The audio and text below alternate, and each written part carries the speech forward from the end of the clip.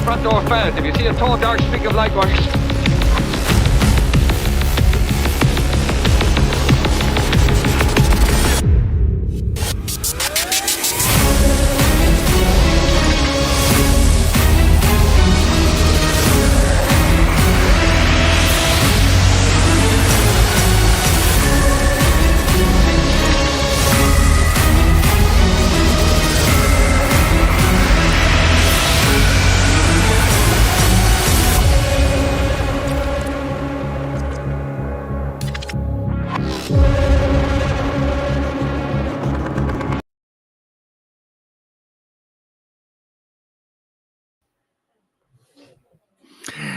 And good evening, everyone. Welcome back to Gen X Theater. And welcome to a somewhat unplanned live stream this evening on Gen X Theater.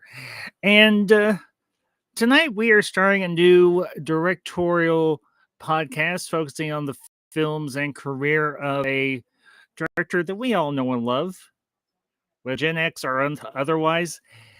And for the next few months, we're going to be going down the rabbit hole of the filmography of the one, the only. You know him, you love him, and if you don't, what's wrong with you? Mr. Mel Brooks. And with me tonight, I've got a pair of friends. Haven't worked with these fellas in a little bit, and it's good to have them back, obviously, even if their computers are giving them a lot of grief, and I do not hold that against them. So give a very warm welcome to Mr. Chris Knight. And the one, the only, Ace Mowick. Fellas, good to have you back. It has been a while. Ace, for you, for you and me, it's been a few months. Far too long. Last time we were together, we were talking Tarantino. Now we're starting a new with Mel Brooks. Mm-hmm. And tonight we are starting where it all began with this master comedian, the producers. So, fellas, let's get on with this. The producers. This was the movie that quite literally launched Mel Brooks' career.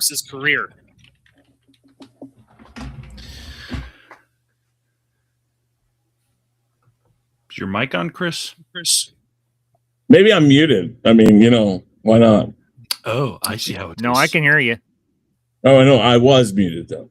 And the echo's gone now. That's good. Yeah, it is. So, guys, the producers. This was honestly... This is one of Mel Brooks' lesser-known films, but is by no means not a good film. It obviously is. It spawned a Hollywood in real life. Yes. And has been, from what I understand, very successful. But this movie... Don't you mean Broadway? Say again, Ace? Don't you mean Broadway? Yeah. Well, they did a movie. They did a second movie also. They did a movie of the with the cast from the stage production, obviously. Mm-hmm. But that's what I meant. I meant the Broadway show. Yes, the producers, starring Matthew Broderick and Nathan Lane. Two very well-known actors. Two actors I greatly enjoy seeing in movies.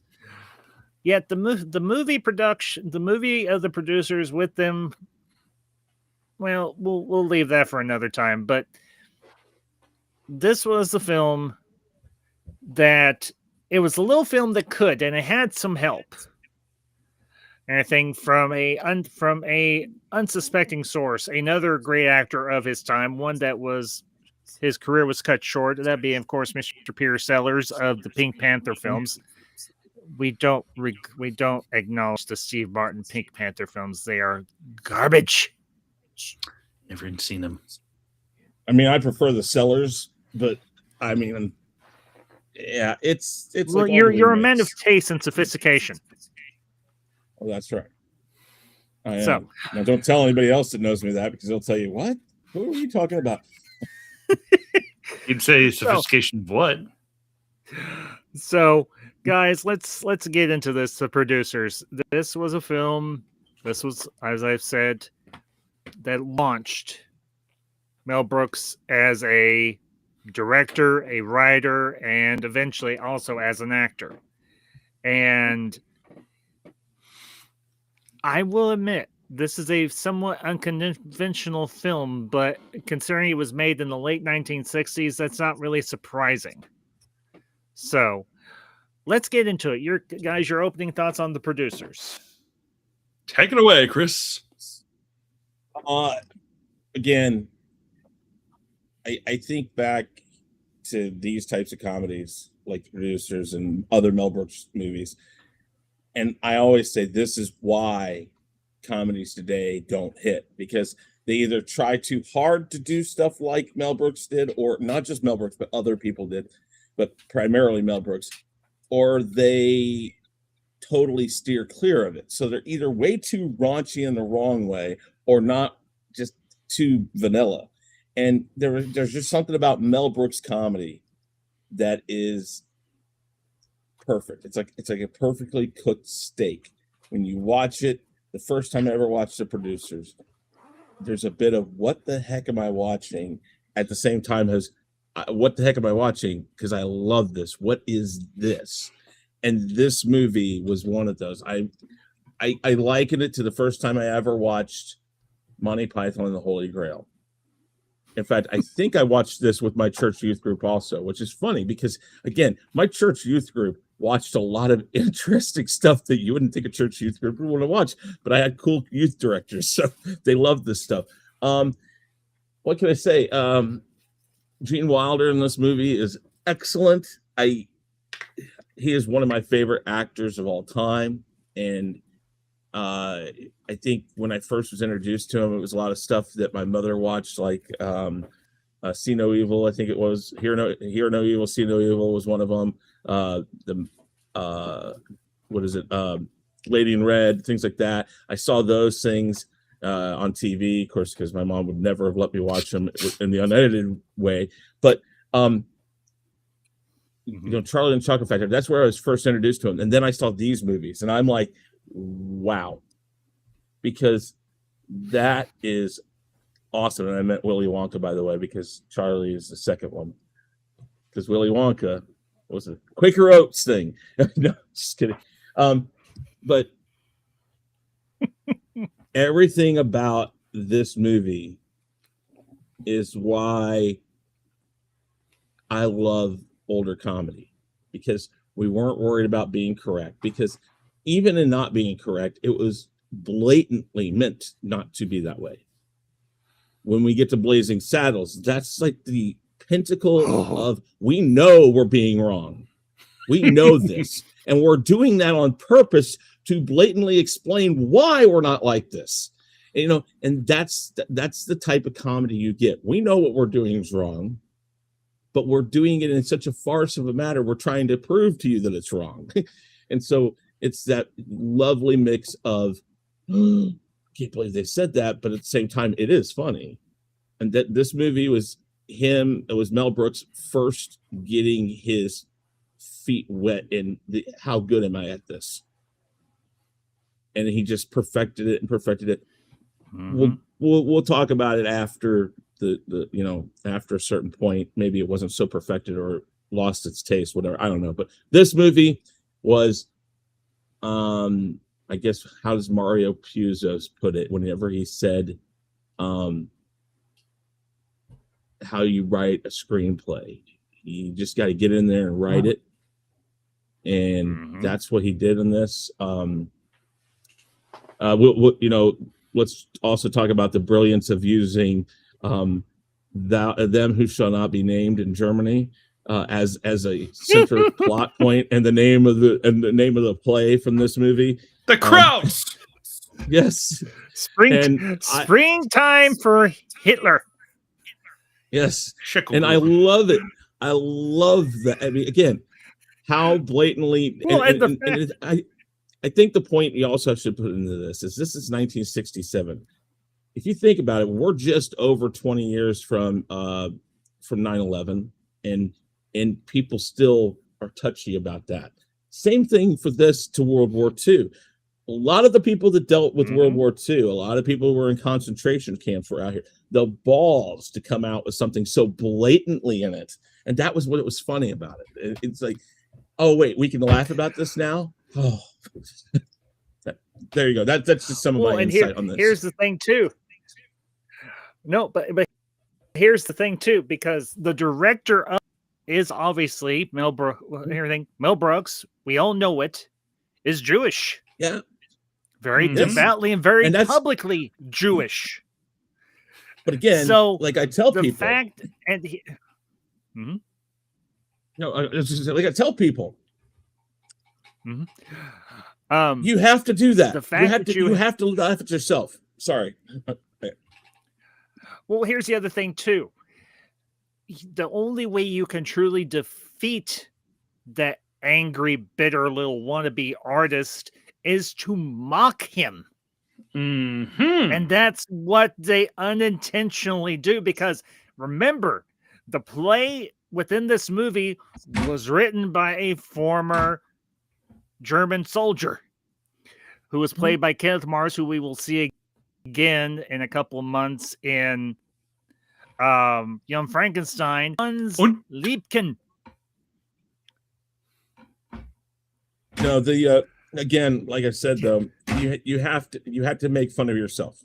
If you don't make fun of yourself, who can you make fun of? And I think it was one thing Mel Brooks always did: the little jokes of being a Jewish person and all the things that a lot of people outside of Judaism think. They look at it and go like, "Wow, that's weird. You guys do that or this or that."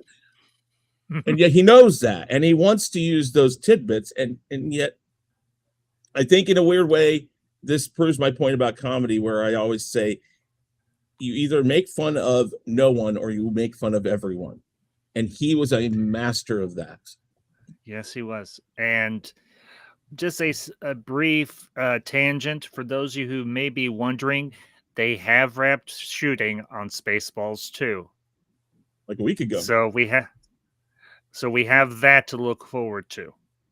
And I will not lie. Yes, I am looking forward to Spaceballs 2, The Search for More Money. Yeah, it better be the title. I don't think it is. I think it's just calling it Spaceballs 2. I've read a lot about that. Anyways, that's a tangent. Search for More Money makes so much sense, though. It does. Well, and you know what else makes sense, Ace? You participate in the conversation. Come on. I would have, but I was letting others talk before me. Not my fault other people were dominated. Anyhow. But you're welcome, by the way. This I showed the movie to my dad, who had never seen it before, the last night, and he thought it was funny. And as I was rewatching it, you can really see that this is definitely Mel Brooks' first movie, because it doesn't have all those tropes that you would see in some of his later filmography, which is a good thing. Like obviously we don't really see much of self-referential Jew jokes and whatnot, and it's very meta in this movie. Yeah, it's much more straightforward, I'd say. Kind of a drier movie, not necessarily as dry as Young Frankenstein, but compared to the rest of Brooks's work, because he's not necessarily parodying a genre movie or genre movies like Blazing Saddles or Spaceballs, Robin Hood, etc. That is true. But, go ahead, Ace. What was I? Oh, and you'd said, Chris, that you saw this in your youth group for your church. I wonder if this is ever shown in youth groups in synagogues. If they have them there, because it would be an important piece of, I'd say, the Jewish community's heritage, or whatever you want to call it, because Mel Brooks being a Jewish guy that actually served in World War II. He's not only Jewish, but he served in World War II as a soldier. That's true. He did get kind of picked on for being the Jewish guy. So I think that's also added to the fuel to the fire in this. I kind of wonder if and I don't know what your guys' experience is, and maybe you guys are pure and whole and never saw a porn movie, but I kind of see this, if it was shown as a Jewish synagogue, I'd see this as they pull this out of a little drawer hidden someplace and go like, guess what, guys, let's watch this. Like, oh my God, should we? Oh my God. That's how I used to hide horror movies from my parents. Why hide that? Those are great movies. Those are great to grow up with. Yes.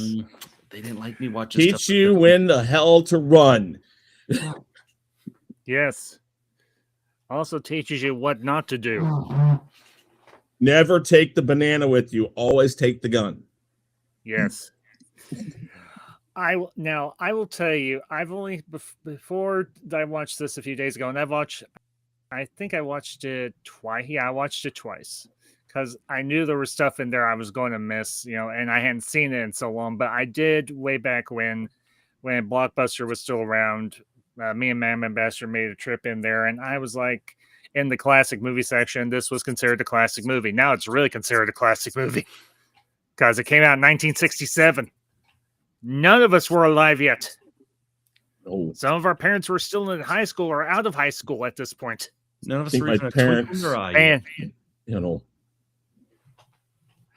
And I saw this. I saw Mel Brooks, and I had seen some of other Mel Brooks's movies. I was like, I asked Mother Ambassador, I was like, hey, is this any good? She's like, it's okay. Some of his other stuff better, but she's like, do you think I like it? She's like, well, once you're in it, we'll find out. I'm like, okay.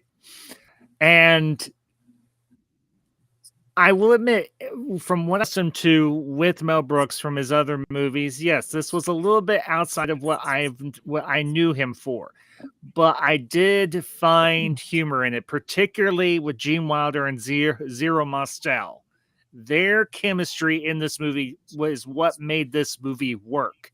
Not to mention, the whole backdrop of finding the ultimate bomb Broadway show production, and of course it being springtime for Hitler. It's springtime for Hitler. I'm wondering here if, and like I was saying, this is where you can see the beginnings of what he would do later on. I'm wondering if when you did there, it says, well, that's kind of like what he does, but it's softer, because this is a very interesting movie. If you've never seen his other movies, or if you were to go through and show somebody his movies, you would want to start with this one because it's a nice, easy into it. And as you go along, I almost hearken it to how Kevin Smith did all of the Jay and Silent Bob movies. And I mean, Clerks to Mallrats, it expands to Chasing Amy, to Dogma, and it keeps expanding. And if you've watched them all, everything makes sense. But if you start at Jay and Silent Bob Strike Back, you're like, what does this mean?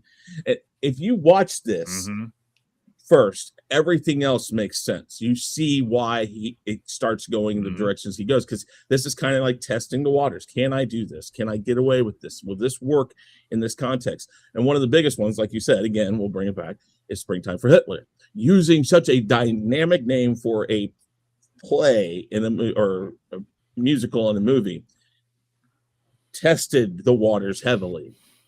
And apparently he wanted to actually call the movie Springtime for Hitler originally, but the the Hollywood producers actually said, well, why don't we call it The Producers or something like that, just so it doesn't completely scare people off. Yeah, actually, what the producers, the backers behind the movie were like, yeah, we can't do this. It's just too much. And he's like, okay, let's go back and see if we can figure out a different title. And then ultimately they came up with just The Producers. And one of the other things I love about this movie, we're talking about pushing the boundaries. You have let's just say you have a gay couple in this movie, or at least you would assume that they are a gay couple. Now, the one actor, let's see, I've got it right here. Chris Hewitt played Roger DeBreeze, the director of Springtime. And I hate the fact that I'm going to butcher this poor man's name, but it's Greek and I suck with Greek names. His character's name is Carmen Gia. The actor's name is Andreas Vestunius. Okay, actually, I didn't do that badly. We would see Vestunius again, and we'll talk about this in a few months in History of the World Part 1, where he played one of the French nobility. You know who he reminded me of? Who? Do you want to hear? John Saxon. When I first saw it, I thought it was a young John Saxon before Nightmare on Elm Street and Enter the Dragon.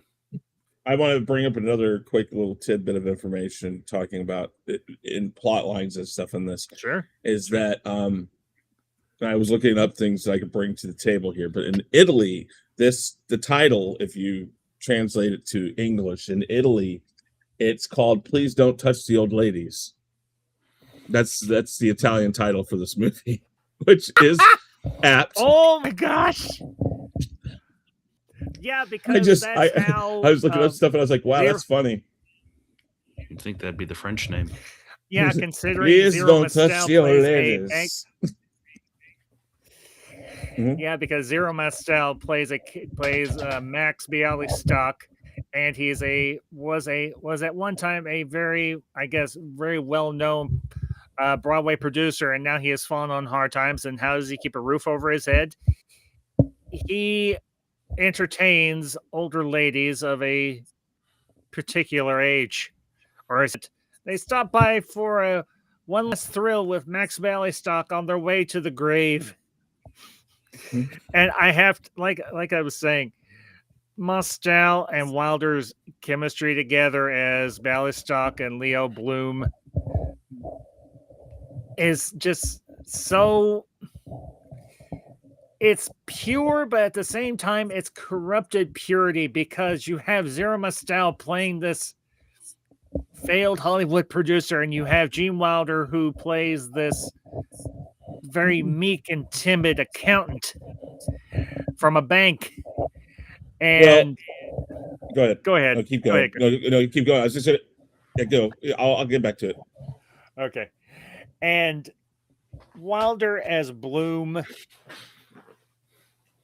I think Gene Wilder was born hysterically funny, because every movie I've ever seen him in, whether it was with Mel Brooks or whether it was, Willy Wonka and the Chocolate Factory, or whether it was one of the ones that him and Richard Pryor did together, that man was just consistently hysterically funny. And his character of Leo Bloom in this movie is just, I don't think there are words. So I'm gonna let you guys and everything, your thoughts on Gene Wilder as Leo Bloom. Well, go ahead, Ace. Well, I'll let you start this time because I'll wait. Well, I enjoy how Wilder did it. Like, he tries to like how he's like he does what he would do with Richard Pryor, where he does things naturally as opposed to like come up with something clever to respond to a funny situation. He does it in a way where he thinks it's natural until it can go back to the script. So him getting hysterical in a moment where Bialystock's about, jumping and on top of him. He's like, don't crush me. And he has a panic attack or a freak out. I just think he does it so well. He sells it so well. And I could say, as an autistic guy, I've had moments where I'm like, but it's mostly from too much coffee. Well, at least you're honest about it. I have a problem, and I don't want to stop. Yeah, why would you? Definitely Gene Wilder. I mean, this is probably, I don't know. The use of breakout role in this is maybe too heavy, but it probably is his breakout role, because if you look at all his roles, I mean, again, Willy Wonka and the Chocolate Factory, I think if you bring up Gene Wilder's name, is what comes up first. But I don't think it's really his breakout role. I just think he fit this really cool thing. But even in that movie, he uses the aspects he would use in many movies, which is probably his comedic style. Well, not probably, it was his comedic style, which is the I'm doing really good. I'm great. How you doing? And then what the is going on? Oh my God. And it is this manic to calm to manic to calm to manic to calm. There's like no in between on this. And it everything. And he can deliver lines in such a deadpan way that like, and we'll move forward just a second here to Young Frankenstein when he says, nice knockers. And then she responds, why, thank you. You know, and he doesn't even catch it. Have nice knockers. Oh, yes. Oh my God. Anyways, we'll get to that. But no, the whole thing is that he can play the oblivious idiot with manic and timid all at the same time. It's like everything wrapped up. It's like a ball of energy that's just waiting to blow up and contain itself at the same time. When it blows up, it's just boom. And then it's like, nope, I gotta come back. Boom, boom. And the way he does that, and the way he always was able to do that. And later on in life, the ability to continue to do that after the things that happened to him, I mean, you know, losing his wife and the things there, he was a professional, and he showed it time and time again. And somebody that can do this, and again, this is probably something that goes for anybody who acted in a Mel Brooks movie, because I haven't actually looked at how many shots or how many times it took to shoot these scenes. I've heard definitely that there's been plenty of times when they lose it and they had to keep reshooting. But on a Mel Brooks set, you got to understand that the ability to get any of these scenes out without cracking up is a sheer miracle, let alone even if they had to do it 60 or 70 times. But you always heard Mel Brooks and other people who worked with Gene Wilder talk about when the cameras were off, he was a consummate professional. And yet when it came on, it was there. It was like, boom, this is who I am now. But that's from everything I've read, he was nothing like he was on camera. No. From, you know, honestly, you know, it's been a long time since I've seen any of the movies that him and Richard Pryor did, but you know, his stuff with Mel Brooks, obviously Willy Wonka and the Chocolate Factory, he is immortal for, obviously. Mm-hmm. And he will always be immortal for. You know, it's a shame we lost him, but you know, hopefully he is at peace now. That's that. And we have this wonderful legacy of his films and everything to look back on and enjoy. And I think if he could say anything, he'd be like, if you enjoy what I did, thank you. Because he was a very low-key individual from what I've heard and everything. I've read a few comments on YouTube on different videos where people have talked about they had a encounter with Gene Wilder, and he was just very, very low-key, very calm, very polite. Warm, very warm and everything to people. And people knew that he had issues, and they didn't push him. Everything. If he was like, they were like, if we're being intrusive, we'll go away. And the couple of things I read and everything, he was like, no, you're fine. Well, but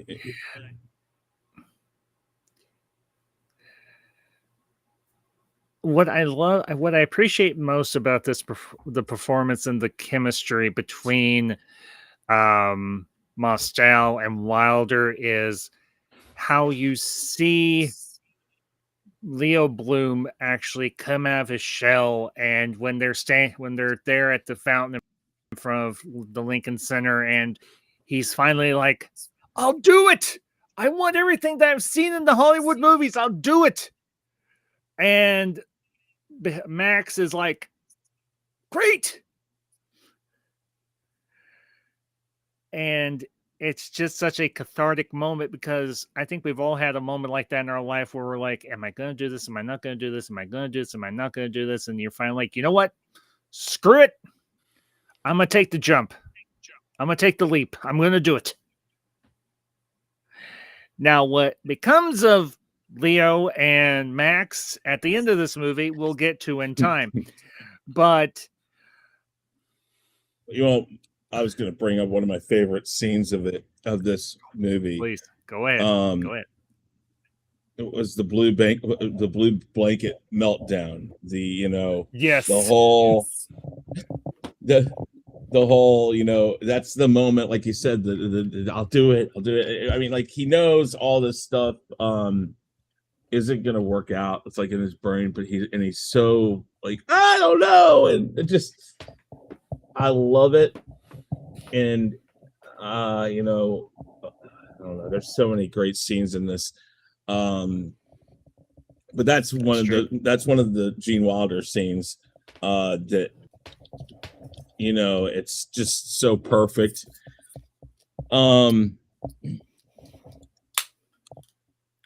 Yeah, I don't know. There's just great moments there. What are you drinking? Coke? A cola. Cherry. Hey,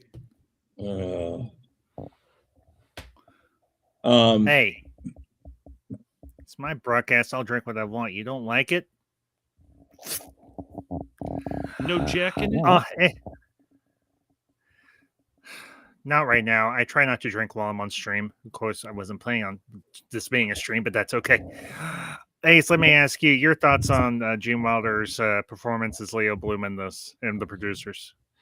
The right amount of timid and neurotic and just unpredictably explosive if something just gets under skin, not because in a like, oh, I'm gonna whoop you sort of way, but in a like, just like I said, like have an outburst or meltdown, like I'm hysterical, and then you just dead silence.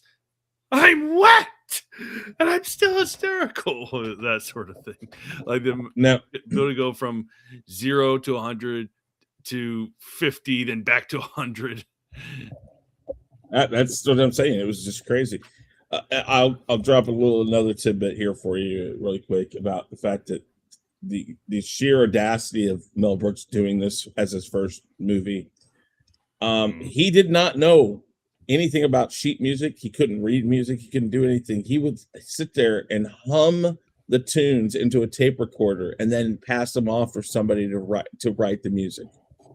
Mm-hmm. And he did that for the Springtime for Hitler song and all. It's like, and so these things are what makes him a genius. It's like, well, I can't do this. And same thing here. I can read some music, but like when I've done stuff with bands, I'm like, no, do that. No, then do this. No. And and that's like, he knew how to get people to do what he wanted. He was like, okay, I can't talk to a music person who knows music.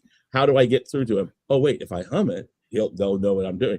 And these things kind of are what he's known for, is getting through the things. So the fact that he picked a pseudo musical to start with is really cool.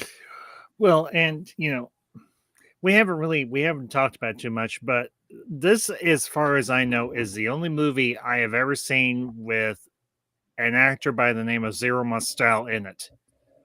Beyond this movie, I don't know what this man has done and did in his career beyond the producers. But his performance in this kind of gives me a little bit of an itch to go down the rabbit hole and see exactly what other movies this man did in his career and see if he was just as funny in them or as he was in this, because he plays this disheveled, this broken, bankrupt, former well-respected Broadway producer who now spends intimate time with little old ladies and has them write checks for him for his productions that he's going to be putting on, but never does. Well, damn. Well, that's interesting. He did a voice in Watership Down. That was the last thing he was ever in. But oh wow. Let's see here. He was on Laugh-In. Panic in the Streets. That doesn't surprise me. Let's see here. Let's see if I can. Panic in the Streets, I know. The Enforcer, I know. That's 50 and 51. Sirico, I think I've seen that. Mr. Belvedere Rings the Bell. The Guy Who Came Back, I've seen that. Most of these I've never heard of, but that's the main thing. They're the 50s and 60s stuff. I mean, they made a movie a minute, so I mean, then he got to the producers, Ride of the Valkyrie, Great Catherine, Children of Exodus, The Great Bank Robbery was 1969. Let's see, I'm looking at seeing if was anything else major. Not really. Oh wow, he was on the Electric Company for 5 years, 650 episodes. Spellbinder, voice. He did voice, and then again, the last thing he was ever in as a voice was Watership Down, which came after he died in 1977. So he died the year I was born. But no, but that's the thing. He was probably like one of those guys that was signed to a studio back in his early career, and he just did whatever they told him to do, and Yeah, sounds about right. But you know what? I will say it. His performance as Max Bialystock, and just trying to say the name, your tongue almost wants to trip over itself. Max Bialystock.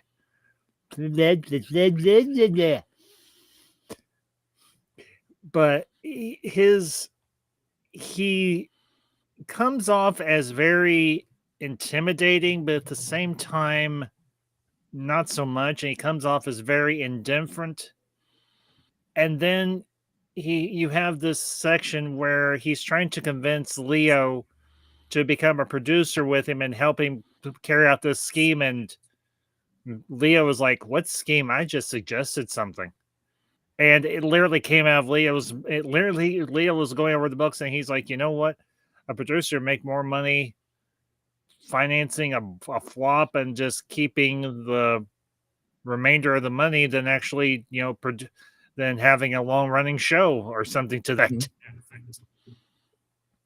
I mean, that's what this is all about. It's about not, again, what's the most outlandish thing we can do that we'll get money for, but we'll be able to keep the money and not have to finish it. Which again, it plays out this is the whole, we try so hard and yet we fail at failing type thing, almost. There's actually, there's that scene right after they realize, crap, this show's actually going to do well. He's like, "I hired the wrong director. I hired the wrong cast. I hired the wrong something or other. What did I do right?" And this is totally off subject, but after I divorced my first wife, she said something one time that said, "Well, I'm a bitch," and I've been wanting to say it for years, and I finally said, "Well, no, you try too hard to be one." and it's the truth. It's like when you try too hard at something, you're not going to succeed at being that. So yeah. If you competed in the Schmuck Olympics, you'd come in second place because you're that level of schmuck. Exactly. Funny thing is, I think I did come in second place. God damn it. I only got third. Well, I finished dead last.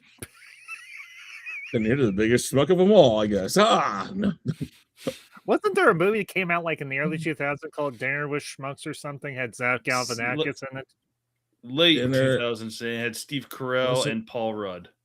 Is that it? Dinner for Schmucks, and apparently it was an American remake of a French movie, I think, and that had been Dinner remade several times. It was Dinner for Schmucks. Yes, Dinner for Schmucks. Okay, not Dinner with Schmucks. Okay, that does make a difference. Dinner for Schmucks. Dang it! Now I want to watch that movie. No, but yeah. So where are we going? Just what was I going to say? Well, let Ace have a turn because he's just been sitting there listening to two of us to carry this whole podcast. Come on, dude. Pick up some of the weight, you lazy bum. Why? I thought I came in as a schmuck in third place. You're my schmuck now, boy. Now get to talking. Well, aren't you special? I feel like going Paul in right now. Like, oh, well then. Well, speaking of that group of people, that scene where they go find that director, I found that to be kind of a funny scene in my. Oh, that's a hysterical scene. Yeah, just the instant like he pops his head over that whatever you want to call that changing room divider, and then he's starting the conversation. He comes out in a full dress. It was hard to not laugh at that. Just hilarious. And when they're all going up that very small, cramped elevator, my dad was watching that, and he's kind of claustrophobic, and he felt like he was kind of getting claustrophobia attack, like just looking at that. But fortunately, it wasn't too long. But just that scene of trying to figure out, like, oh, is this director going to be the right dude to make a flop? Well, apparently he hadn't done that particularly well before this movie, so they figured, or before this particular production, so they figured, yeah, we got the right guy. But here's the interesting thing about Roger Debris' assistant. I mentioned the actor's name, which I didn't botch, thankfully. Mm-hmm. Mm-hmm. And they actually did the interview with him and everything for the Blu-ray and everything that, I have it on Blu-ray. I got it on Blu-ray. And they actually had an hour-long making of the producers. And I think it was Mel Brooks that mentioned the inspiration for Roger Debris' assistant's name was actually from the car, a Carmen Ghia. If y'all are familiar with that particular model of car, it's supposed to be a very high-end, very, very cool-looking car. I think I saw one once, a long time ago. That's how rare they are. But I have to admit, you have two elements in this movie that could have potentially sunk it. One, you have a play called Springtime for Hitler, and then you also have a director and his partner who are, well, one half of the partner is a cross-dresser, and the other, they're obviously a couple. Yeah. See, though, that's the thing is, and this goes back to talking about Go ahead. I think that even back then, okay, so it was taboo. I mean, we know there have been famous actors who hid it for years that they were gay, homosexual, all that. And today it's not as taboo. But what's funny is people are more feel more like hurt when they see it in their face.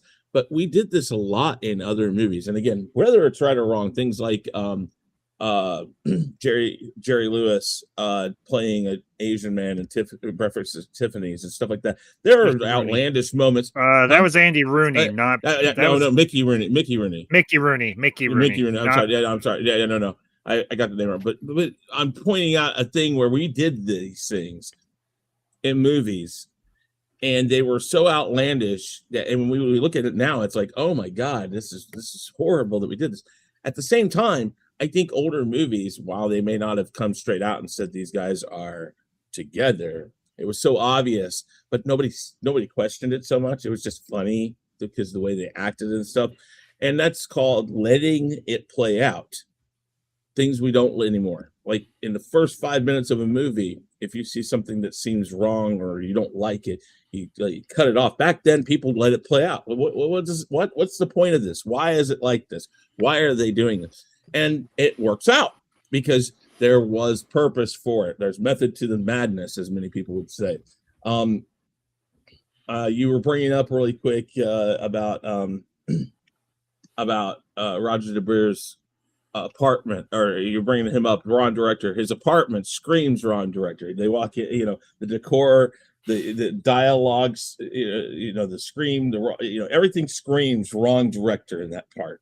And again, when you try so hard for something, that's the thing. Like you said, what did I do right? I hired the wrong person. You hired the wrong person because you're looking for the right person, but you tried for that wrong person so hard that it turned out to be the right person to not do what you wanted. So again, So that technically means he is the wrong director. So you were looking for the wrong director. You got the wrong director, but you got the wrong result too. So that's the whole thing. It's like everything in this is an oxymoron. This whole movie is a flip of itself. Very much so. Ace, your thoughts? I can't remember the couple. I can't remember his name, but the one with the beard. For some reason, like when I first that was see Carmen Gia. That was Carmen Gia. Okay. Yeah, you had already said that earlier, and I already forgot. But for some reason, like when we first see him, and he's like wearing that all black garb and turtleneck. I'm thinking to myself, why am I getting Anton LaVey vibes from him? Well, here's the thing. And that's the founder of Satanism, for those who don't know. I know who he is. Well, here's the thing. The actor is obviously very Greek. Very, very, very Greek. And no, I'm not saying that as a bad thing by no means or anything, but he has that very pronounced Greek accent, obviously. And at times you could barely understand him. You can understand him a little bit better in History of the World Part 1, where he's playing opposite of Harvey Korman. Yeah. That was the name of the actor, Harvey Korman, as the Count du Monet. And I think the character's name was Bernays or something. Don't get snickety with me, Bernays. Yeah. But yeah, Andreas Vestuvius and everything is the name of the actor who played Carmen Gia. And okay, there's one actor we really haven't touched base on, of course, the author or the writer of Springtime for Hitler, and that is, of course, Franz Liebken, played by Kenneth Maz, who we'll be discussing in a couple of months when we talk about the young Frankenstein. But following in his grandfather's footsteps. What? Following in his grandfather's footsteps. Footsteps. Yeah. But here's the thing, and they actually interviewed Kenneth Mars for also they interviewed several of the cast, at least the ones that were still alive at the time. Granted, it's somewhat older, obviously, but Kenneth Mars had the crazy idea to take home the costume for Franz Liebken and practically just live in it. Sleep in it. Where? Go ahead, Chris. The bird droppings on the helmet was his idea. That like he brought that. He's like, wait, we should do it this way. And a lot of the character, and I think I've read this about Mel Brooks in many different ways. He loved letting actors, especially experienced actors like he was, who, let's be honest, in the 60s and stuff, he was comic genius. I mean, he became the things like what Gene Wilder became known for, is having this style. But Mel Brooks believed in taking people like Kenneth Mars and letting him run with the character. So and you hear this about a lot of his movies going forward, is that here's your character, here's what this is the way we're wanting to go. But you can play with it, but you need to stay within the realm of what we're doing here. Yes. That was something I wasn't aware of, but honestly, that's a good way, particularly when you're a comedic actor, to let your or comedic director, for your actors to work, particularly when you're doing a lot of parodies of other film genres and so on. But the part where he's sitting in the audience and he is becoming so unhingedly livid, he's like, "What is this baby? The film never said baby. What is this baby? Baby. Silence! Your audience! I invite you! I outrank you!" And when he comes back to Leo and Max's office, and he's carrying his sidearm, and he's like, "You must die now." You're like, oh hell, is this going to end badly? And then you have to think to yourself, it's a Mel Brooks movie. No, nobody's going to really get hurt. Maybe a little blowed up, but nobody dies. No. Well, and the madness of it all. I mean, this movie, I mean, again, it's the idea in movie is that it's bred from madness. It's this crazy idea of we're going to put all this time and effort into something to con people into paying for it, and we're going to become rich out of it, which again is a mad idea because, well, by the way, when it doesn't do well, if it didn't do well, they're going to realize that you purposely tanked it, and well, you would be sued for that in real life. So the madcap thought of that, and as it goes on, and then it becomes something that they're afraid now. Oh my God, it's going to work, and then the madcap of the whole thing working, and everything. It just keeps getting it's shenanigans on shenanigans on shenanigans, and that's kind of the way it works, and that's beautiful, you know. And especially when they decide to upgrade some things and they get a swankier office and they get the limo. And I love that limo. I love that limo. That is classic. That is a classic, beautiful car. But then we're introduced to another character. I think this is one that Ace will appreciate. And well, most red blood American men would appreciate, or even men in general. We get introduced to Ula. Played by the very lovely and very talented Lee Meredith. Gentlemen, let's talk about Ula's contributions to this film. And Ace, let's start with you. I'm putting you on the spot.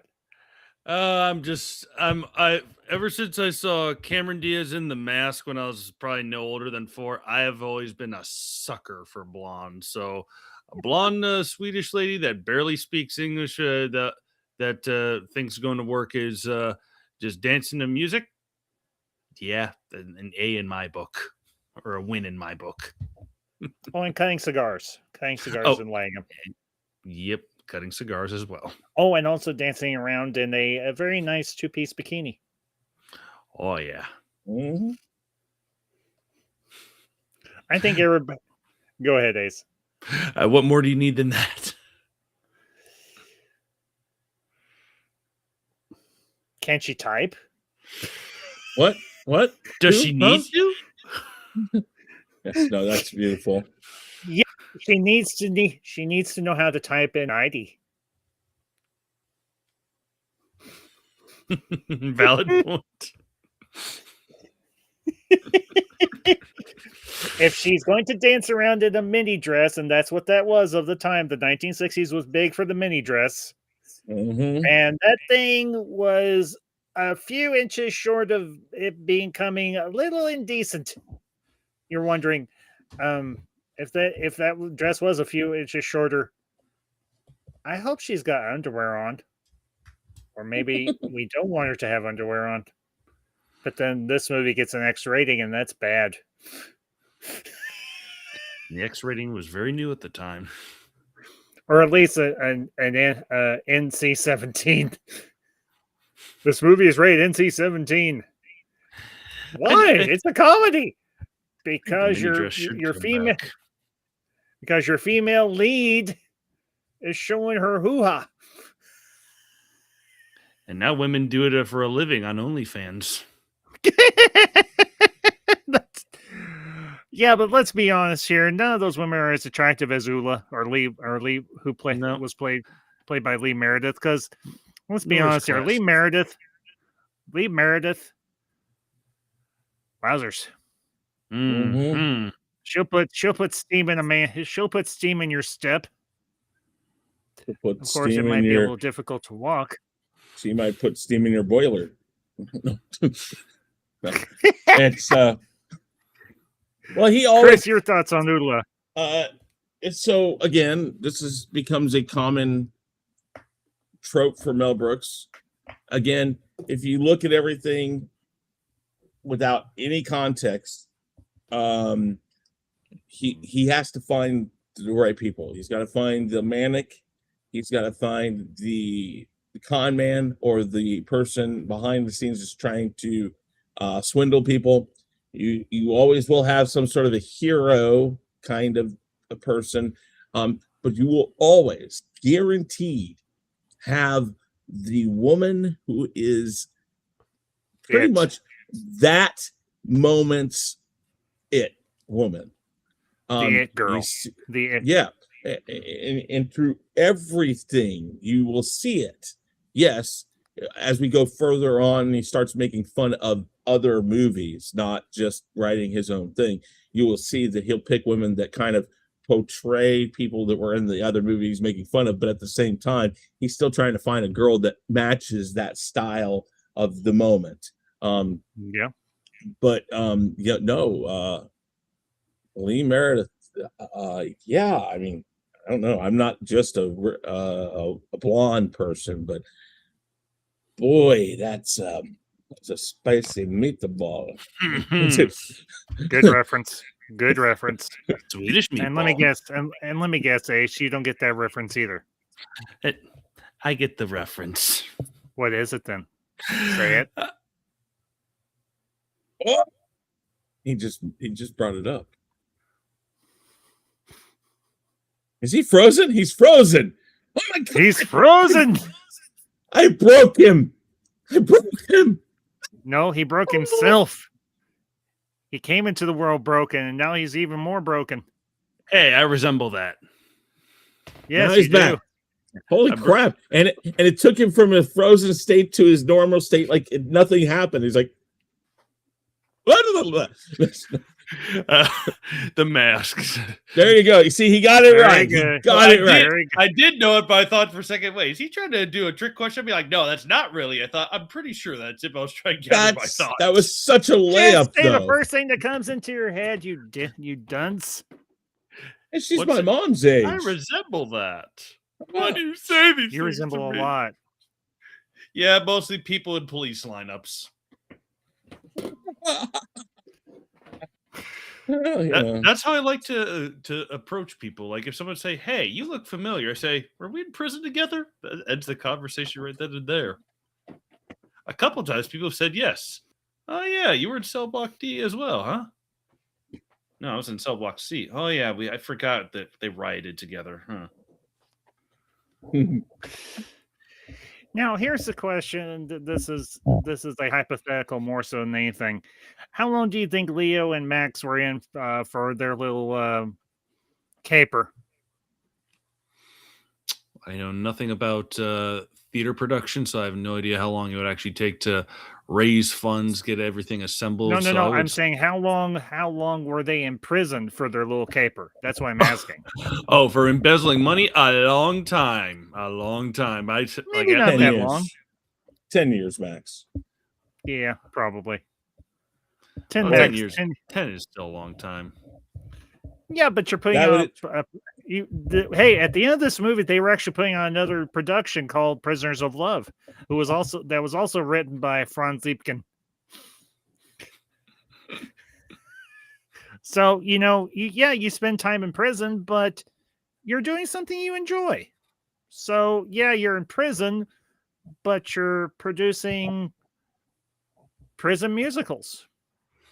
It's not all bad. Could you see because it's the character Max, like if they were talking about their sentence before they got sentenced, well, how long do you think it'll be? 10 years max. What? 10 years max. 10 years me? What? You could have wrote the whole scene on that one. That's a good one. That's a good one. Yeah, I like that. Yeah. Okay, let's come back. We keep getting off. We're not off topic, but we keep getting mildly sidetracked. Franz Liebken, played by Kenneth Morris. Yes. Your guys, your thoughts on Franz, played by Ken? Ace. Hey, come on, Ace. He was great. Short and simple. How about that? No, More. Give me more. Come on. Ah!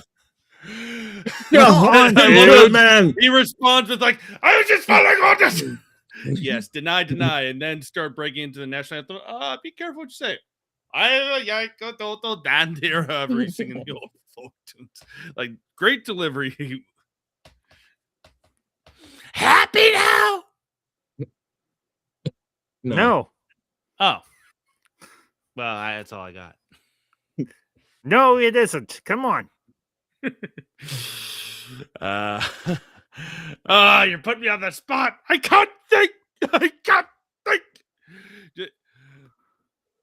Well, whose fault is that? My own fault. Maybe I should have drank. Would have helped me think clear. Okay, just one. I'm not shaking.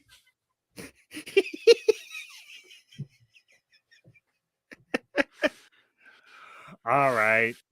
Chris, your thoughts on Kenneth Mars as Franz Liebkin? Right part, right time. I don't know. Again, every character in this movie, and I say character, because these are characters, and they purposely go over the top in their own way. The disheveled look that he has throughout the movie. I mean, literally, the guy, you know, oh, he's supposed to be the writer, but could this guy really write anything? And then again, going back to it, he can, and yet you would never believe it. So you're almost brought into the belief of brought into the belief of Max in this, to why he believes it's going to be a flop, and he sells the part.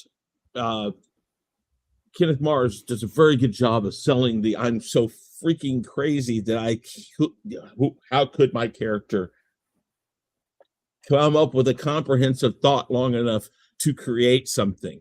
And again, you bring up the I think maybe long before his time, Mel Brooks came up with the idea of studios attacking people who thought differently than them, because, as you said, I'm the writer, I outrank you, you can't act like this, because no, that's something we see today with when people don't like a movie. The studios will literally fire back and go like, "You're horrible people, you're crazy." And Leslie Headland.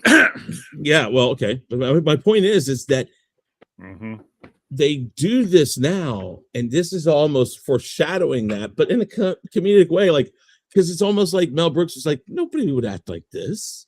Nobody would be so outlandish. But that's my point. It's like, it's so ahead of its time. It's almost, and quick drop here to one of my favorite movies of all the time, it's almost as ahead of its time as Last Action Hero. Oh, I love that movie. I do too, and maybe we should approach that one. But that we go back and look at something. Okay, oh god damn it! Of course, I'm late on that one too. I've been late on stuff too, and not just my period.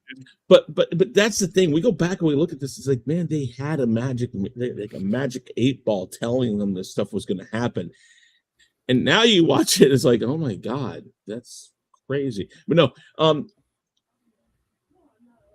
Kenneth Mars, again, comic genius for his time, adding the things, the hymn to Hitler, the Schnapps stuff, all of this stuff, this crazy, disheveled, crazy, just nutso whack job.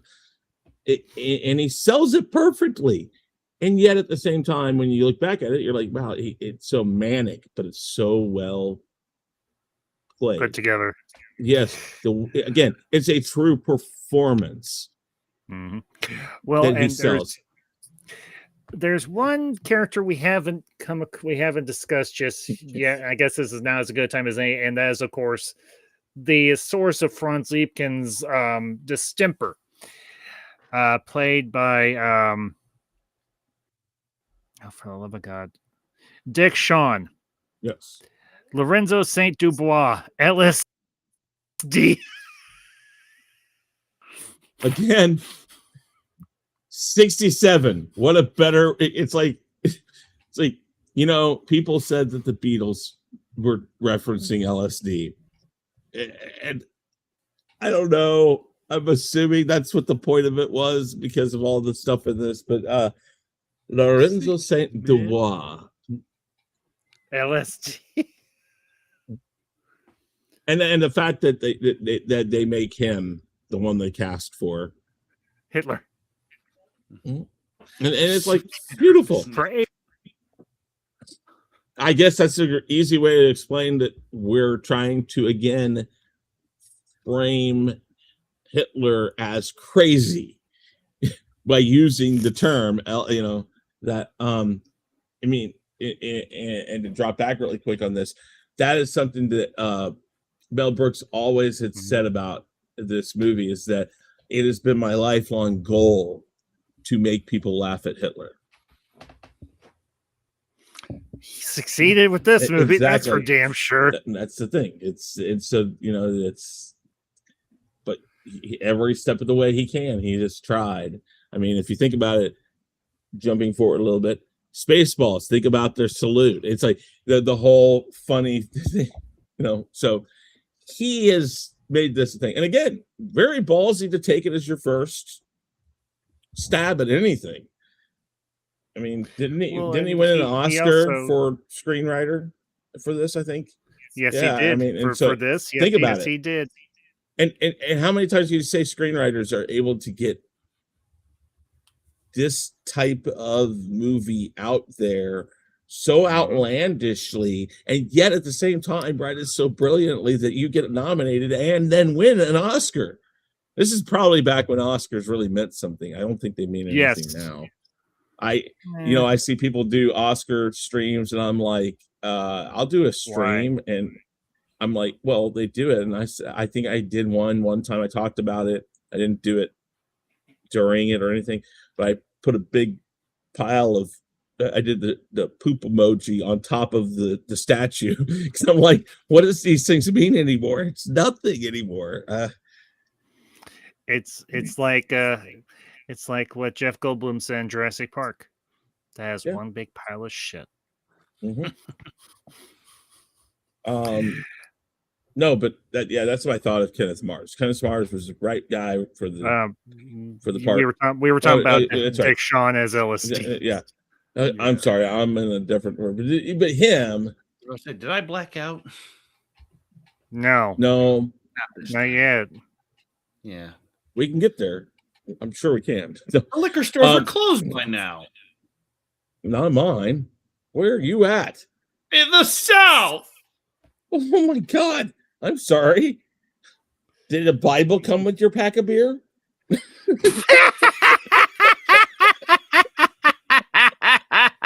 Just once. Here's a six-pack and the gospel. Have fun. Strangely enough, they won't think about what you did. Same stores down here, I can't follow. They don't. Yeah, I can't follow the logic of it either. But they don't do it in Kansas, but they do here in Missouri. That's why I'd never go to Kansas to buy anything. So, but we're in the Bible Belt. I don't know how we got away with it. Anyways, so the way that Hitler is portrayed in this, the pansy dancy, funny, it's like it's perfect. It's done well. Sean does a great job of it. His introduction, he's like, I've got a song I want to sing. It's about love and power. Love, power, love. One minute he's happy, next minute he's pissed. We're thinking, are you really on LSD? And he's like a hippie. Also, the hippie Hitler. Yeah, sort of. Because he's wearing those hippie boots, and he's got the flowers, and he's got the soup can around his neck. I'm thinking, why in the hell do you have a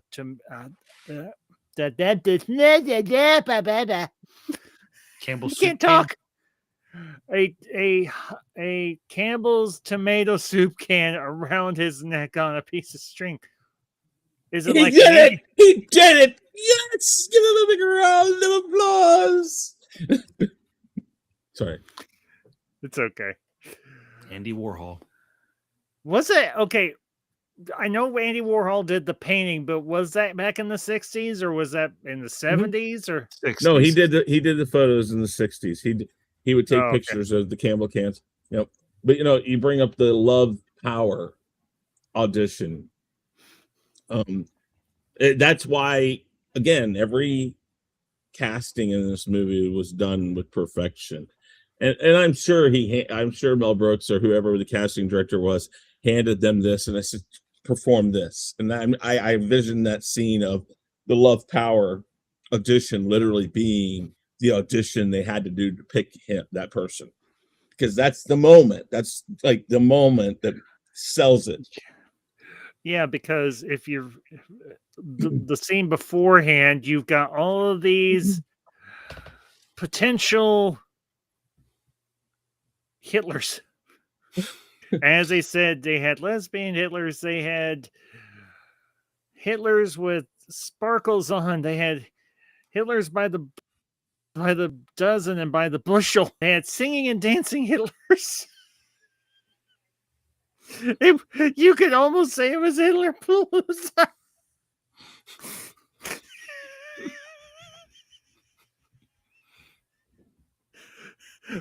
Welcome to Hitler Palooza 67.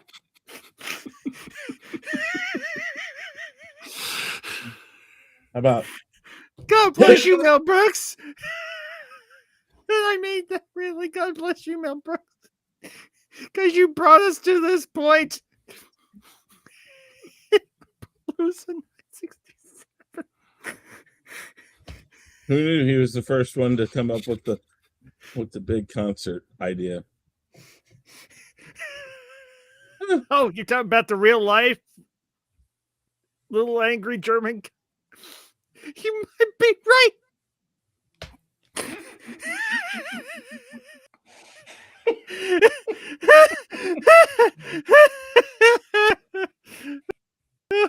Oh, my face hurts.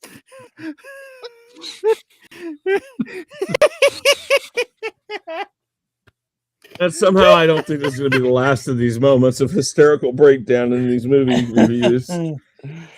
Oh my God. See, if we're doing this right now, you know that they did this. They did this. There's no way they didn't read, like they did a read through of this script and they're like sitting there going like, oh my God, what the hell is going on? And then, and to top off, Hitler Palooza 97, 67. Well, we probably did the 30-year reunion. Why not? We'll have showgirls dressed up as beer and flowers and pretzels and black feathered birds. And one girl will have black feathered bird pasties on. And then you'll have a chorus line that'll turn into a swastika. Funny enough. I'm sorry.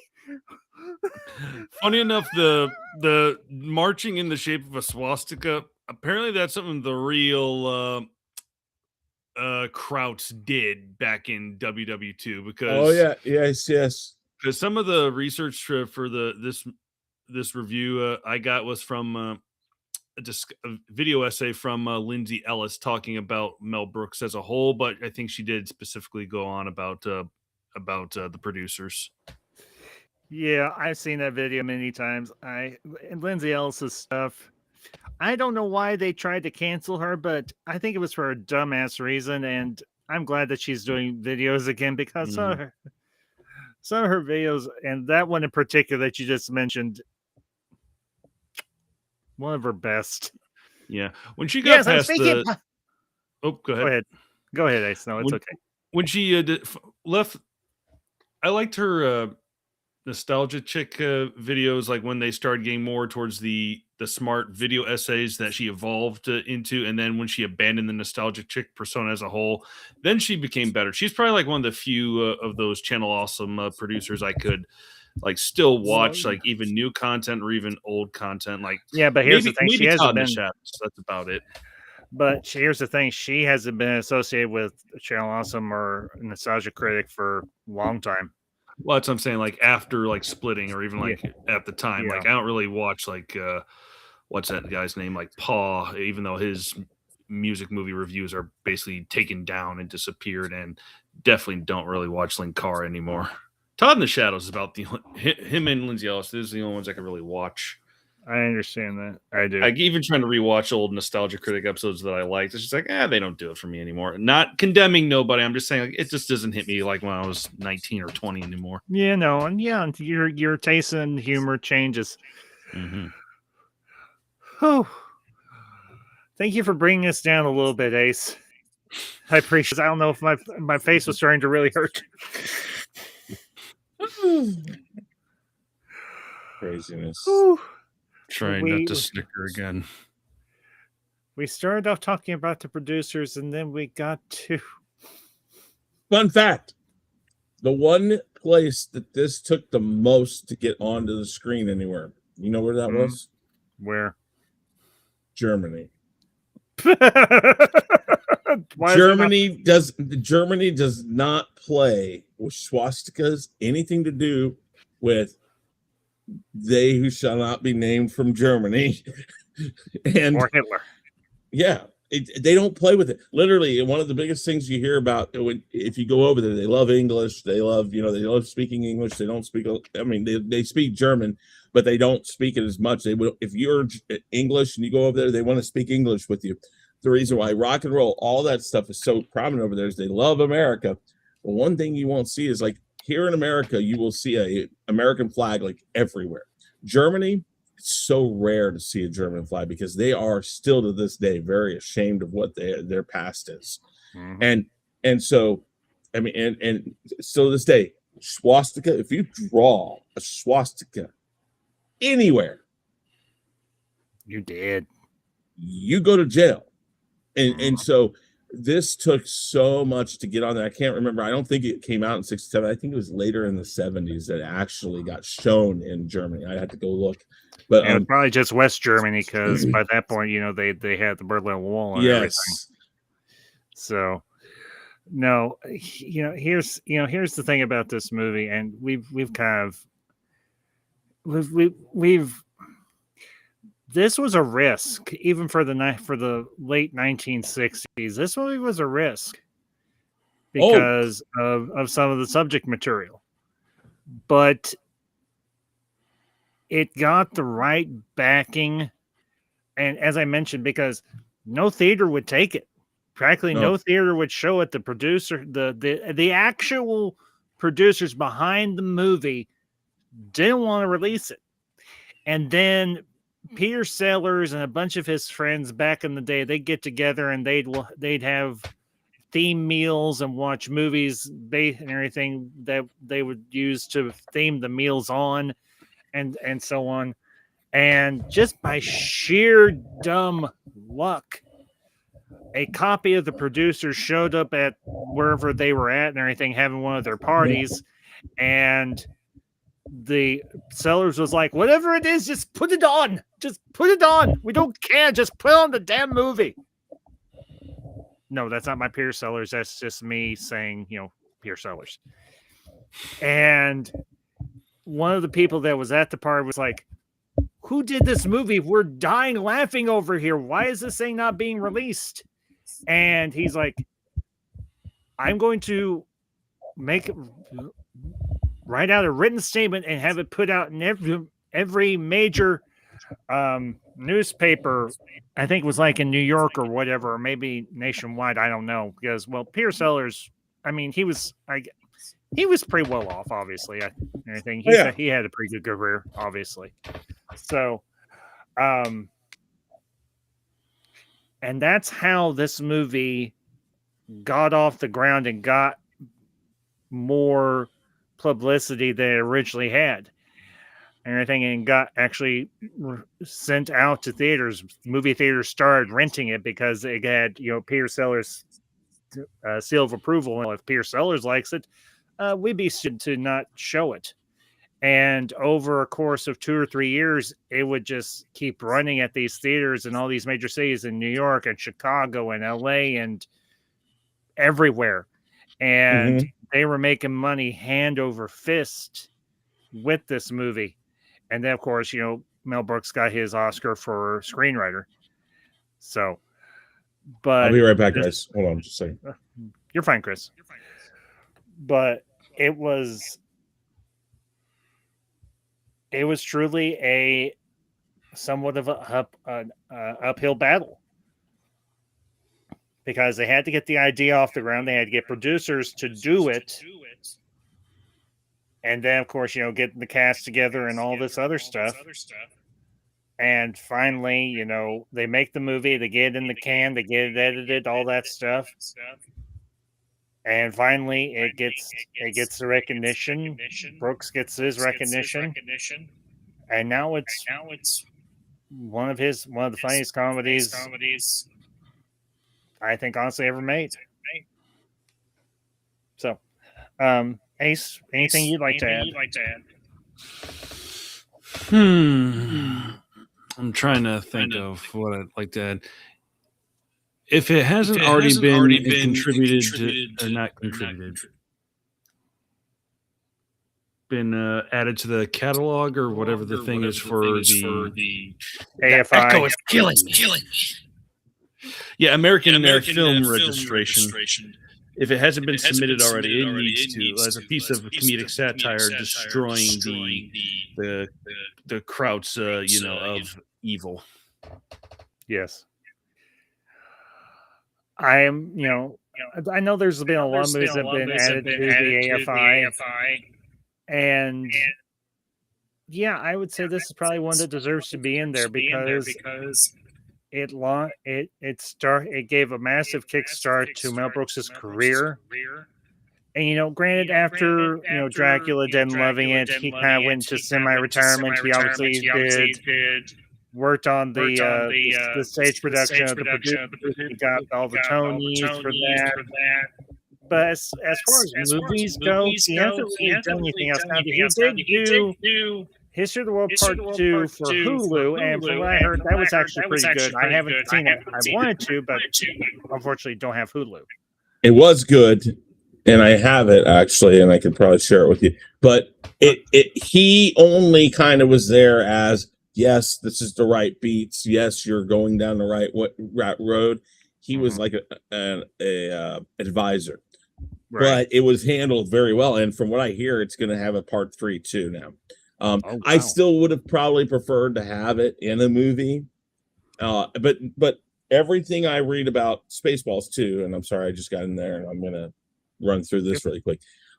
Everything about Spaceballs 2 I hear is that he will be in it. Everyone is back except for John Candy, obviously, and the King. Of course, Dick guy from 8 is Enough. Yes, Dick Van Patten. Yeah, they're both, of course, not in it for and of course reasons. And obviously, Joan Rivers. Yeah, Joan Rivers, but for obvious reasons. Again, yeah. But I know that Bill Pullman's son is in it, and I'm assuming he's going to play the son of Bill Pullman of Lone Star. And Queen, Queen Vespa. Yep, but they're all everybody else, anybody who's still alive, is in this. And from what I hear, John Candy's son is playing the son of Barf. Well, and here's the other cool thing too, and this is the real cherry on the sundae. Rick Moranis has come out of retirement to reprise his role as Dark Helmet. Well, he had already said 2 years ago. So when the third Ghostbusters came out, we're going to go third Ghostbusters, the real third Ghostbusters. Yes, yeah. Mm-hmm. He had already announced he was coming out of retirement. His kids were grown up. He was in a place he could, and I so badly wanted him to just have a 5-second cameo at the end of that movie, and he didn't do it. I don't know if he'll ever come back to that series. He has absolutely said he loves it and all that, but he said he absolutely wanted to do this. And one of the things in the article I read where he said, I'm coming out of retirement, he said, if I had 2 roles or any roles that I wanted, I think it was any role that I would ever reprise. He said 1 would be Dark Helmet, and 2 would be I forget what his name was in it, but Stanley Lewis Tolley. No, not Lewis Tolley. No. It was Honey, I Blew Up the Kids, or Honey, I Shrunk the Kids. Wayne Zielinski. That's it. Yep. He said those are the 2 characters I really want to redo. And I hear, and I don't know, and unfortunately, one of the first things I heard is that they were going to do it as a direct to Disney Plus movie, which if you've ever seen a direct to Disney Plus movie, you will know you do not want to see a direct to Disney Plus movie. Because they suck. I'm not a Disney hater, but I loved Lady and the Tramp, and then I watched the live action one which wasn't so bad that it couldn't make it to the theaters. I watched the live action version of that. Yes, and I was so pumped. I was like, okay, this might be good. I got through like 7 minutes of it. I will watch the original cartoon one still to this day all the way through because it is one of my favorite freaking movies of all time. I will die on the hill that I love Lady and the Tramp, the cartoon. I could not even get through the part where Lady goes out and gets the freaking newspaper on the front lawn. It's like 7 minutes in the movie. I was done. I was like, I cannot watch this. I cannot do it. And it was so bad. Anyways, so I heard that possibly the Honey, I Shrunk the Kids sequel would be a directed, but I don't know. But this one was definitely one of the ones that he mentioned. I wanted him to play Lewis Tolley for 5 seconds. I mean, there was no need for him to be in it, truthfully. I mean, that it wasn't like he needed to be there. But I would love to see them do another. I have the perfect way that they could have done it. He's working at Winston's corporation. Yep. That as an accountant. He started out as an accountant. He could have been the accountant. And then in his crazy way, he could have come up with like, I think I got it right. I think we got it's just like, hey, Lewis, just go over there. It's all good. We got this handled. Do you need help still? Do you want me there? I can help. Just 5 seconds is all you needed to do. I mean, they did a great job. I love the 2 new Ghostbusters movies. I really do. I didn't see Frozen Empire, but I heard some people say it was really good. Other people say it wasn't as good as Afterlife, but I'm willing to give it a chance because, well, it's all the boys back, plus the new kids. I think it's not as good as the Afterlife. But I almost think it's better than 2. 2 was fun, but 2 is disjointed.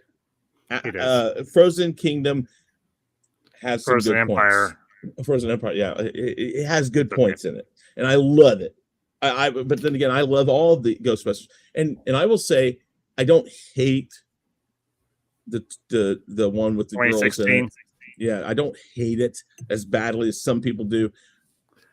But I've watched, and I totally agree with tons of different videos of why it's not a good Ghostbusters movie, because 5 seconds of comedy in the original one is 7 minutes of comedy in that one, and it's like they never understood the comedy of the original set. Man, you guys might be able to help me with this, because every time I think of the producers, and I can't remember if it's in the producers. I want to say it was a Peter Sellers movie or something that was supposed to be a joke on the producers. Okay. All I remember is the scene where they're running through back lots and other things, and all of a sudden everybody comes in and storms into this live musical production, and there's like elephants. And that's it. God damn it. And I'm like, I know it's his. And that's why it's done, because it's like that. Yes. Yeah. You know how long it's been since I've seen Blazing Saddles? It's sad. I haven't watched that in a while. Well, if you want to be not till what year? What year is that? Was that 74? Pretty sure 74. Right. Sounds about right. Same year as Young Frankenstein. No, Young Frankenstein came out a couple years beforehand. Oh, that's 1974. I was right. February 7th, 1974. See, I do remember that. But yeah, and I was like, I was trying to remember. I was like, man, why does producers always remind me of that? Because it's a Mel Brooks moment. But that's also a callback to the producers. Yeah, because of true. That. But yeah, because she had Dom DeLuise, and I think Dom DeLuise was kind of a stand-in for Zero Mostel because unfortunately by that point I think he had 78 is when he passed, but I'm sure it was because they couldn't get him or something. There was some reason. Yeah, some reason. So, all right. Well, we discussed the finer points and the not so finer points of this movie. So let's go around the bend and score out of 10. And we'll start with you, Mr. Mowick, putting you on the spot. Well, I would give it a 8 out of 10 because it is just funny, and it doesn't rank higher than that for me because it's Mel Brooks still trying to figure out his identity, but despite the I suppose the growing pains of a debut film, like it still does a great job making me laugh, even if there's some parts where I might not have laughed as much as I thought I would have. Like if I had known, like, wait, this is a Mel Brooks movie, you would think you'd laugh a little bit more with it. But yeah, 8 out of 10. Okay, Mr. Knight. I give it a 9.1267. Surely because of the craziness. No, I would say I get the 8, but I go 9 because as you go forward in his career, you kind of look at this and go like, man, who else would tackle the things in this movie? And like you said, it took Peter Sellers to get released. It took a year or so to get released in Germany, which they should have been the first to go like, yeah, let's do this. They're making fun of Hitler. Why not? Hey. But no, who else for their first screenwriting thing would pick Springtime for Hitler? And win an Oscar. Exactly. The audacity of this movie as you go on, I think it makes it better. But that's why I would, and maybe it's nostalgia and what has become of his career that I make this a 9. But it is definitely not as funny as things like Blazing Saddles, which Blazing Saddles is probably his pinnacle and his we don't give a about it. And he was definitely more reserved in this. I'm sure that the studio probably had a lot to do with, no, we can't do that. I mean, but so yeah, I still give it a 9. I mean, again, he won an Oscar for it. God, Ace, such a horrible ne'er-do-well, sitting there going like 8. It's an 8. Now, Ambassador, you better back me up on this, because if you go 7 or less, I'm gonna. Oh no, no. Because I'm not the no good new nig that Mr. Mowick is. In my ambassadorial position as an ambassador of Generation X, I give this movie a 9.5. Because my 9.167, not bad. Because, and here's why. Because it did take a couple of chances. One with, the play within the movie, and also with having a pretty much an out couple, and one of the partners being a cross-dresser. And that whole sequence just being absolutely hysterical. But I want to end, that's my score. 9.5 for the producers. I want to end this as very much the way the movie ended. No, not in song, but with what Leo said about Max Bialystock. Before I met Max, everybody just called me Bloom. When I was in elementary school, everybody just called me Bloom. He was the first one to ever call me Leo. So the question is, who did Max Bialystock really hurt? Not me. And certainly none of us If anything, Max Bialystock made us laugh, sometimes to the point of almost crying.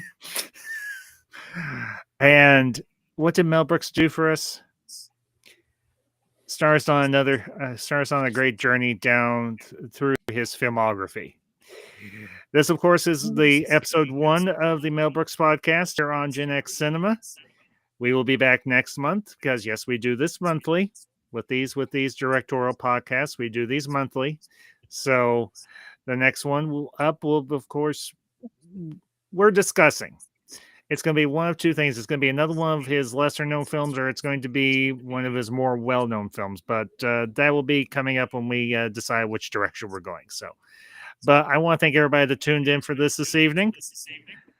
For those of you that catch us on the replay, make sure if you're not subscribed to these two knuckleheads, especially this knucklehead right here, go check out the Real Review 3000.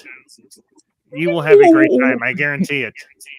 You will have a wonderful, hilarious, hysterical time because every time I've been over there, and it's been a while since I've been over there, but I'm going to try and make it more of an effort now that I have good Wi-Fi. Thank the Wi-Fi gods. Much better than the PC gods. I will definitely be making a stop over at the Real Review 3000. And I do want to let you all know, I will also be, me and a few of my other friends, including Mr. Knight over here, will be going live again this Tuesday evening. We're going to be doing a overdue review. And this is an overdue review for myself, more so than anybody else, because a lot of people have already seen this movie. But I think it deserves a little more love and it deserves my attention because I've watched it and I have been deeply impressed. We will be discussing Alita Battle Angel. And of course, got some Christmas festivities coming up for this month as well because we are quickly approaching Christmas Eve and Christmas night. So be on the lookout for those streams as well. But anyways, folks, you all have a great evening. Thank you for being here tonight. And if you are have been a part of this channel, this community for the longest time, I appreciate you all being here. If you're brand new here, I hope you enjoy yourselves. So, y'all take care. We'll see you next time.